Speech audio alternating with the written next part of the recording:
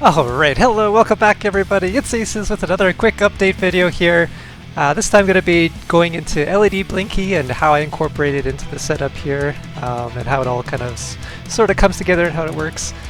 So what LEDBlinky is a piece of software that controls all the RGB buttons in the setup here. The RGB buttons here are the Ultimark gold leaf buttons. LEDBlinky is a piece of software that is compatible with a few LED controllers. One of being the Ultimark Ultimate I/O. I have two Ultimate I/Os in here, so essentially it's controlling two LED controllers to do all the 50 lights here. And quickly kind of what LEDBlinky, the setup is: you download LEDBlinky, you configure it really quick. On the LEDBlinky website there's a colors and a controls.ini. You download those, also pop them in the folder.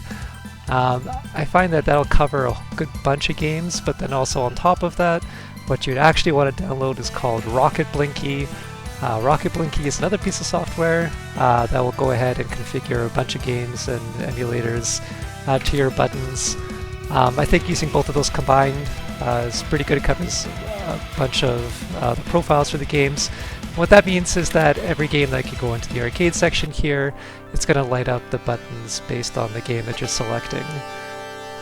So this absolutely takes everything to another level. I cannot stress that enough about how much more involved you get into a game and the memories that it brings back when you go into something like Ninja Turtles. Let's go into that here. Like you go under the Teenage Mutant Ninja Turtles, and then you have like the Donatello purple, the Leonardo blue, the Michelangelo yellow, the Raphael red. It just absolutely brings you into the games a lot more. Have it set up for the other turtles too. Some of the cooler profiles that you can do here, because again this is set up for every game and every system individually. You don't have to have every game set up individually in the emulator. You can have just a general default that I'll use for all the different games that are available. That's what I have for most of the consoles. And then once you go into like the MAME section, you have LEDBlinky configured for most of the individual games. You do need to take a look and make sure that the ROMs in your LEDBlinky and LED Rocket or RocketBlinky, the ROM names it uses are matching the ROM names that you're using in Launchbox. In particular, it's not necessarily the name of the game in the list, it's the ROM name, so the .zip file. Make sure that if you have multiple versions of every game, you have to make sure that it matches the game that you're picking in the menus that you have here. For example, my Simpsons here is using a particular 4-player ROM set. You have to make sure that your LEDBlinky ROM names matching particular set that you have in Launchbox. Once you actually have it configured though, you can do cool things like it's saying the name of the button too. So once you actually go into like the Simpsons, jump, you see that it actually told you which buttons attack, which buttons jump. That's super cool. It's customized for every game, so if an individual game might be for like Street Fighter, it'll say Fierce Punch for the different buttons there. But like you can go ahead and put in some quarters, and you can see that red matches Marge. Green should be matching whoever green was. Let's see here. Bart. So that's kind of cool. You have the controller matching up with that there. You can put money here. You have blue matching up with blue, matching up with Homer. And this, the attempt of an orange color, which I guess it's pretty orange, matching up with the orange of Lisa over there. It just absolutely brings the whole setup together so much better than just having a mishmash of all the uncolored buttons, and just every time you select a game, you have somebody here, they're just overwhelmed right away from just seeing all the buttons on the console and just absolutely having no idea what buttons to press or what buttons are for which emulator. So I think that really brings the whole setup together a lot better for that.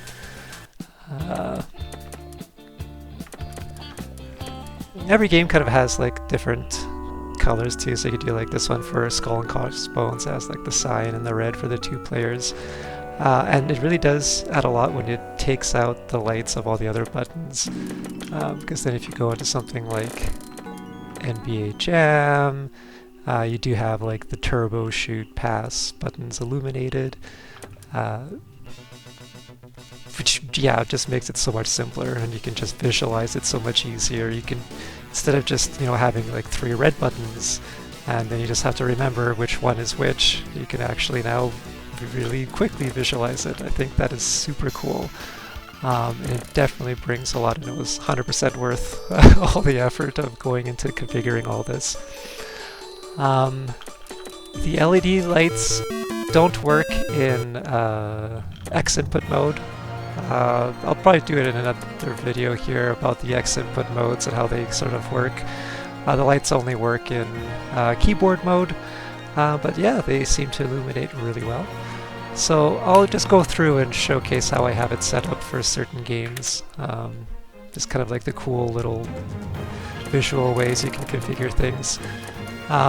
Things like Captain Commandos, you can have 4 players, but with all the different illuminated joysticks being white. Cyberball being just a 1-player or 1-button game, the 1 button gets illuminated. Dungeons and Dragons has the setup with the yellow magic button, the green select, and then you have the 2 attacks there, the red and blue. Super cool. G.I. Joe, matching the characters on the screen, so player 1 is actually yellow, not yellow 2 player up there. But yeah, you have the red matching player 3, blue matching player 2. Gauntlet, same thing. You have the buttons matching up with the yellow and the red. With Gauntlet, it's super cool too. It really brings back a lot more memories when you have the colors matching up with the different sides there. What are some of the other cool ones here? Hit the Ice is pretty cool too, because it just matches like an NHL. Kind of mirrored on both sides. It's kind of cool. Hook, just like a standard 4-player setup. NBA Jam, of course, you have the turbo shoot pass. Ninja Turtles are showed there. Yeah, Wayne Gretzky's 3D hockey, you get that going. WrestleFest, have to make sure you get that going right away. And the X-Men 4 players, you see the purple controller right away. You're thinking X-Men, that's awesome. And the matching buttons all illuminated, super cool. So I think that's most of the MAME section. It's kind of just more of that repeated. But some of the cooler sections we can show, I'll just go into, well, maybe not handhelds first, let's go into consoles first.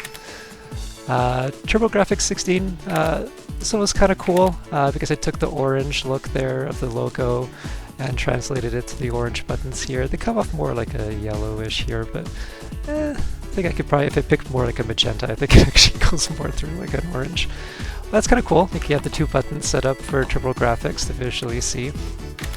Now, cool thing I did with the N64, you can visually make the buttons match up with like up, down, left, right, so those are the yellow buttons.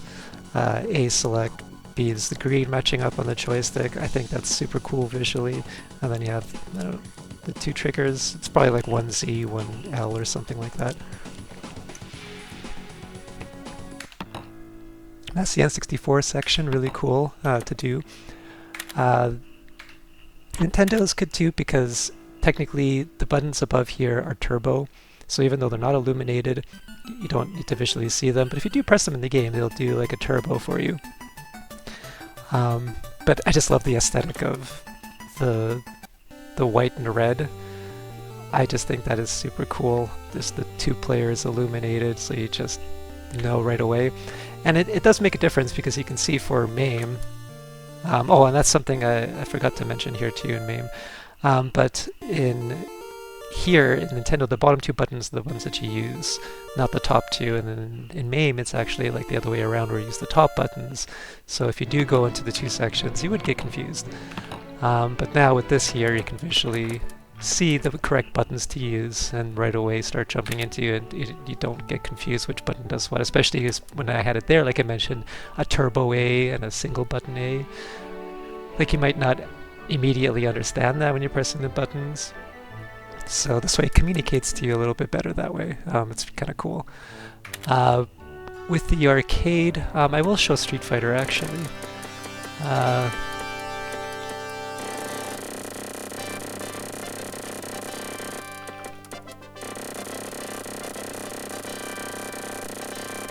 Oh, maybe I should have just maybe did a page down scroll. Sometimes I forget how many games there are on the list. But some of the cool things, again, you go over Street Fighter 2, you have the red, blue, white, or red, white, and blue. Well, I forgot which way it is here, but I haven't set up this way for Street Fighter 2. Different games will have different setups here, like Street Fighter 3, new generation has blue, yellow, red. Street Fighter 3, Third Strike has green, blue, red. I think it's supposed to be trying to match the arcade, and that's how the arcade buttons were. Maybe they were just kind of jumbled up. But either way, still you can see visually, it looks really cool. Even just jumping into like Second Impact, having all the buttons the same color here is really cool. But one of the key things here is that there's technically two setups here for MAME. There's a 6-button layout where you do just like a Street Fighter, 6-button straight, button 1, 2, 3, 4, 5, 6. There's also a controller button layout, so it's kind of like a B, X, Y, LR, LR type setup. So for games that are by default, I forgot which one's the default. 6-button layout is the default, so that would be the 1, 2, 3, 4, 5, 6. But if you're going to do fighters in particular, it needs to be in a controller layout. That'll line up the punches and kicks to be in the 6 buttons, but also align with the LEDBlinky lights for in particular, because LEDBlinky isn't going to take a look and see the different configurations and the different styles for this. So in particular, it's just for 6-button games that you pick a different selection. But that really just comes down to fighting games. There really weren't much more than 6 buttons punch, heavy punch, for anything else. Light kick. But you can see it tells you heavy kick. The 6 buttons, illuminates them as it tells you the button, illuminates it and tells you what button it is. The cool stuff also for consoles is that if you have like the Nintendo, it'll tell you A button or B button, right? So BA. And it'll just tell you what the button is. So in the game, I mean, it won't make a difference, but just when you're launching the game, it'll tell you this is B, this is A, and I think that's super cool and convenient. But yeah, so you kind of go into a game, we'll pick Ryu, and it should be all lined up here. Yep, so there's the hard kick, and there's the punches there set up properly. So that's super cool. One of the cool things also that the buttons can illuminate now is that the exit buttons, before I kept saying, referring to it as this mysterious black exit button in the top left. Now with the illuminated buttons, what I have is that the exit's actually labeled exit and it's illuminated all the time in this white color, so you always know what that button is and what it's for. I also have a select button here now with the select illuminated and labeled, and much easier even if you have no understanding of how to work anything here, you're just stepping up, at least you have some semblance of a place to start, and it does work fine. So if you go under exit here, you can then go up and down, go exit, and you pick another game. You can still go select here and go exit. So you can also do a select option here in the bottom left, but you know, you can kind of map things a little bit differently. But it's kind of, that's another way you can kind of lean into the illuminated buttons in your setups if you're trying to kind of do something similar. I think it's super cool. Really blends a lot. For things like GameCube, jumping back into that, let's see. Like I just have like for something simple for this, like all the buttons are in use in some way for a GameCube. It's a four-player system, so they're all just get illuminated in some way. Super Nintendo is really neat here too. As you can see with the banners, the Super Nintendo is known for those 4 colors on the controller, and that's sort of what's illuminated here: yellow, red, green, blue. So as you're going through and picking a game, that's how the games will look when you're playing them. So the L and R, they're just illuminated white. Just, I guess, the kind of differentiating, you know, visually now which one's A, B, X, Y, L, R. And I just like the colors being like that. That's kind of cool. Also because Super Nintendo was 2 players, only the 2 players are lit up here, and players 3 and 4 aren't. I think that's super neat. Yeah, Switch and Wii, like, these are just, I think, all illuminated. I don't think there's anything too unique about them. Maybe the Wii U had something different. Nope. Just because they're all in use. Philips CDI, I think it just kind of looks visually a little bit cooler because I think... Oh no, I just did it because it's 1 player. But that's still kind of cool. I like the white-red look to it. And knowing that it's a 1-player system like that. 32X I think is pretty neat. We could also try to go on to the next song here. This one's too epic for me. Yeah, sure. Donkey Kong is always good, right? With the 32X, I think it has a cool little visual aesthetic where it's a 6-button layout like a Genesis would be, but the top ones are yellow, matching the 32X banners over there. I think that's super cool. So kind of like, you can kind of visually see what the system that you're in, what it's like. Sega CD, also a cool little visual difference when you go into it. It'll be blue, so as you see, Sega CDs is kind of associated with the blue color, so now the top buttons are associated with the blue color. I think that's kind of cool to visually see and kind of bring it together. Let's see. Dreamcast, I think just to kind of see that it's a 6-button layout is kind of cool. That way, actually I think even the Dreamcast had... yeah, so the buttons were colored on the Dreamcast. So bottom left was red, and it was blue for B, yellow was Y, and then... Oh no, yeah, yellow was X, and then Y was green. And then we have the 2 L and R triggers. So visually you can see right away what the buttons are mapped into the games. So yeah, kind of cool. What can I say? Genesis I think was kind of nifty too. You can do some cool stuff with that one here too. Yeah, I think red. Oh yeah, because obviously matching the red banner of the Genesis there. So you got that kind of visually linking it. Really super cool. Master System I think is just kind of neat when you have simple colors and simple buttons lit up. So this is just white and white. Nice, straightforward, matching the white theme in the back there. Sega Saturn, I think it's also just to visually see the layout's kind of nifty. So you have the 2 trigger buttons. So with the Sega Saturn, it was 6 buttons, and it was 2 triggers there. So you can see it all laid out like that. That's kind of neat. And also I just kind of combine the 2 as being like blue and red for the 2 different players. I love that Lemmings theme. Going into the NeoGeo, oh actually this is one of the coolest ones. Absolutely almost makes this entire setup worthwhile just for the NeoGeo.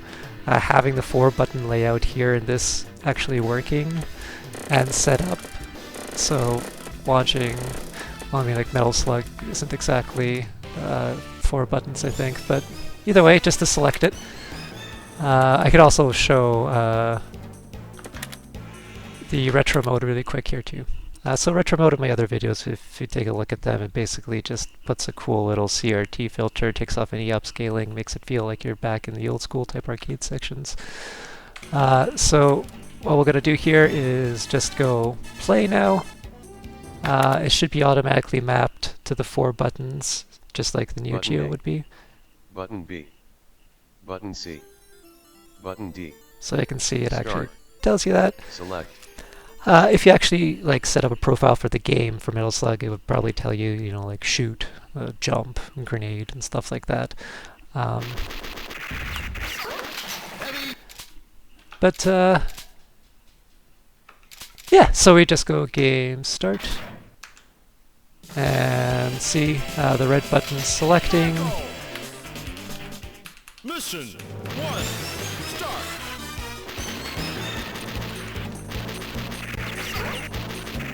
So with the NeoGeo retro mode section and NeoGeo section in general, it's in this TV banner because, I don't know, I figured it was kind of like the console connection of it. So like you would be having it connected to a TV. The MAME section and the NeoGeo games there would be using the banners, I guess, or the sides would be matching either to what the game had or like an arcade look to it. But I don't know, it made sense to me to kind of do a cool little TV thing hooked up to a TV for this. But yeah, as you can see, I kind of lost track of what I was doing there. The buttons all match up here and match up to the colors and matching up to the SNK NeoGeo layout of the 4 buttons. Oh, absolutely, like I say, makes everything worthwhile right away. So also with the NeoGeo CD, it's the same thing.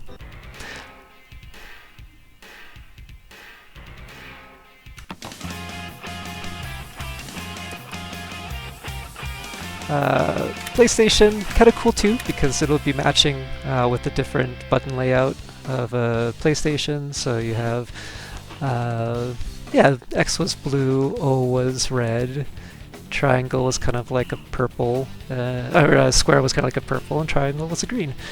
So you have visually how the buttons are laid out, then you have like the L1, R1, and then L2, R2. Different colors, like the cyan there. That's kind of cool, so you can jump into all the different sections. The PlayStation 2, PlayStation 3 are all the same thing, where you kind of go into a PlayStation 3 section. It'll be selecting those colors for that too. Super cool. 3DO, I think, just visually looks kind of neat. I think it had like a 3DO had like A, B, C, then it had L, and then R, and then like a play button. So that's just sort of how it looks in this. And the game, I guess, has a default profile. It'll just do that for any game in the section. Things like Atari 2600. I think these are just like one color. Yeah. So you just have the one button lit up. And that's going to be the same thing for the rest of the Ataris there. The Jaguar, I think, is just visually cooler because it has more lit up like that. So you have like the 6 buttons and the red-white kind of like matching the Jaguar. I don't know. At least the red matches the Jaguar, right? Coleco, these are all just kind of like standard ones. Xbox is kind of cool. It's one of the more visually different ones I like because I made them all green.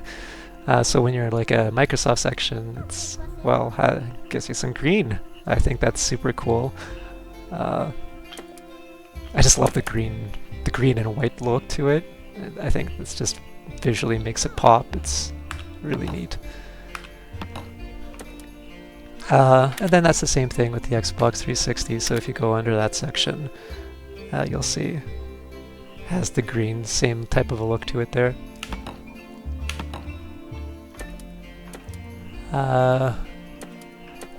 Yeah, so that's the console sections. Computers is more of the same old stuff like I just mentioned. It's just illuminating the whole board for those ones as a default. Speaking of defaults, this is the default setup actually is what this is. Don't need somebody else singing over top of me, so let's go on to the next song. You know what? They can sing over top of me and give me a little bit of a backup. Talking about the default. So, this is the default color setup. So if you're just kind of in the menus, or if you're, after 10 seconds, it'll preview the controls for the game. That's what I was doing in like all the different MAME sections and all that. It'll preview the controls for the game for 10 seconds. And then it'll revert it back. still works for stuff like Naomi, Naomi 2, with, depending on the game, so like Dead or Alive 2, you can see it has the white 3-button layout. Let's see if any of these have something interesting. Melty Blood. Anything that's a default will just kind of load like this. That usually means it doesn't have anything particular for it. Power Stone has the 3-button layout, so it lets you know, well, it should be 4 players, so probably something I can just change in its profile to light up the rest of them. Virtual Athlete.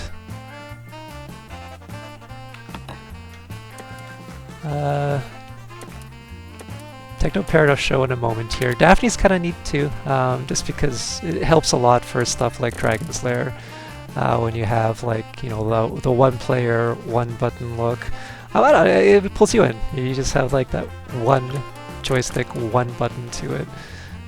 Same thing with like Dragon's Lair 2, you have the 1 joystick, 1 button look to it.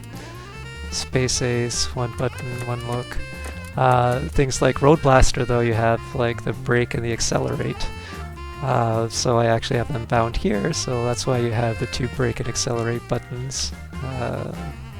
But right away you can visually see that the buttons were different. Like this one was the button for Space Ace, like this is Energize. But for Road Blaster, left and right, it's actually these 2. And so you wouldn't really know that before it had the illuminated buttons here. So that's why that's really neat for that. Things like Atomus Wave, LEDBlinky I think also sets up a bunch of default profiles for the game. So like, yeah, Dolphin Blue having the 3 buttons illuminated, super cool. Metal Slug 6 having the buttons illuminated. And yeah, it is 3 buttons, because yeah, the SNK had the 4, but you only use the 3, so now you have the 3 illuminated and set up for you. Super cool. Rumblefish having the 4 button or 5 buttons illuminated for the weird layout that it has for its fighting. I think that's just really cool. Things like this too, you have like Fighting Vipers set up, so you have, it'll tell you also too, like punch, kick, guard. I mean, it's not interesting to launch, but it'll just tell you what the buttons are. Usually if it actually has a profile and button specific for it, it'll tell you what those specific buttons are. So if it's not using something general, it'll tell you jump, kick, etc. That's kind of neat. Teknoparrot's really cool. I just started to do some profiles for it, but it comes in super handy for things like Virtua Tennis, which if you kind of like launch here, I think... Top spin. Super shot. Slice. So Teknoparrot already being something that you have to individually configure regardless for every game and every button, you have to take the time and effort to configure it regardless. So if you're configuring the buttons and you have this sort of a button layout where you have like the S and K buttons here, you can do the curve like games like Virtua Tennis had. So it has like the 3 buttons in this sort of like a shape. And you can mimic that. And then if you have like illuminated buttons, you can mimic making sure that that's visually all that you're looking at. So it really feels like when you have something like a brand new air quotes game like Virtua Tennis 4 that's set up for 4 players on an arcade panel with every illuminated stick matching the colors of the players in the game there, with the button layout matching and illuminated like it would be in the arcade. It is unbelievable. Like, it's just... You can do stuff like, sure, doubles mode. But yeah, see, these are the buttons I'm pressing. So I'm blue here, and I'm blue. I'm green here, and I have the start button being green. There you go. You know, you're green. You have red here. You're red. Here, you're yellow. You're yellow. You know, and pop yourself in. probably change these to be white quarters, I guess, though. That's the thing. Or maybe match up the colors. But that's what I mean by you can... well, this is a good representation, I guess, of what I mean by each game has a different profile. So here you can see I have quarter as white on player 1, but quarter as blue on player 3. Most likely because I probably copied the profile from player 1 to player 3's controller here, and I forgot to change this to white. But you can customize it like that. And so what I'll probably do after this is come back, change this to white, change that also to white, and then you can visually match it all up with the players. But yeah, so green serving, so here's green. And also like it tells you what the buttons were at the start with the top spin slice, which I think is super cool. So you don't get confused about that. I don't think I can play fast enough to respond. Also. But I just wanted to show that that's super cool. And you can still illuminate individual unique buttons like the exit here. So you can click exit, and then you exit out of that. And then it's also really cool for Tekken 7. I think I have it set up so it's a one-player game in Teknoparrot, and it has like left punch, left kick, right kick. It's just that illuminated. But one of the other really cool ones that you can start doing it for is like the new Golden Tees that they added.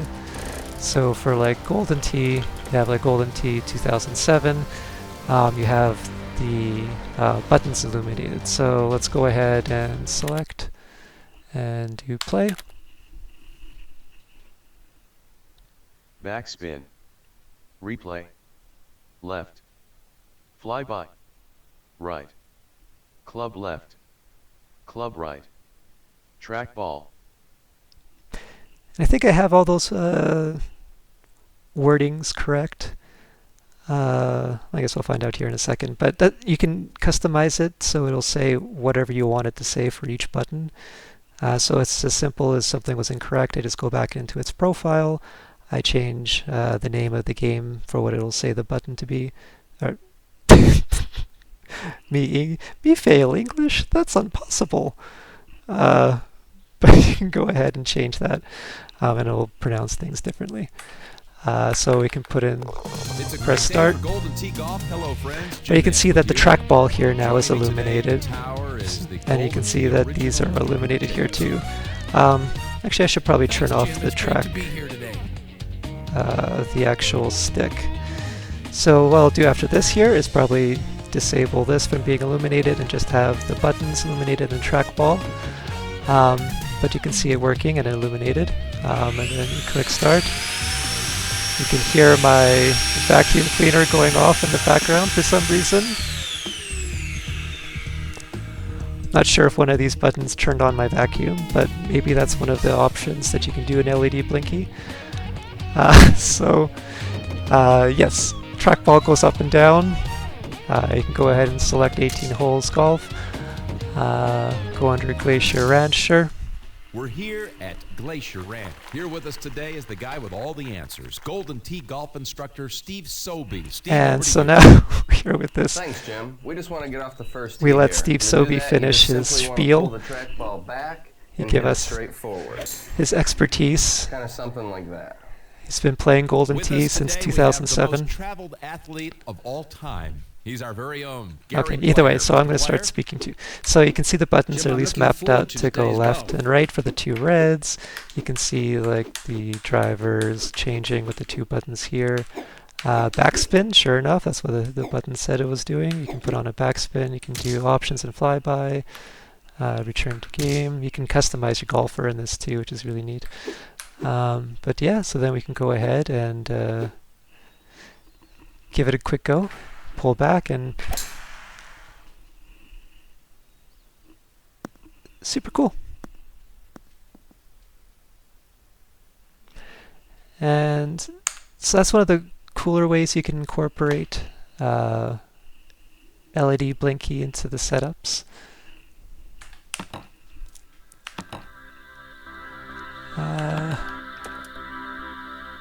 For Windows, I don't really do much for this because I do a lot of X input for Windows now. I'll be going into how to put the Ultimarks ultimates into like NX input mode in later videos or at some point.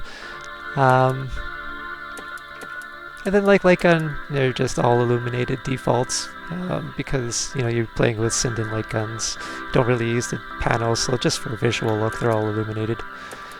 But yeah, I think that'll be it for this video here. So I'll create more videos here, I guess, with any other cool stuff they keep adding. Alright, well, thanks for tuning in.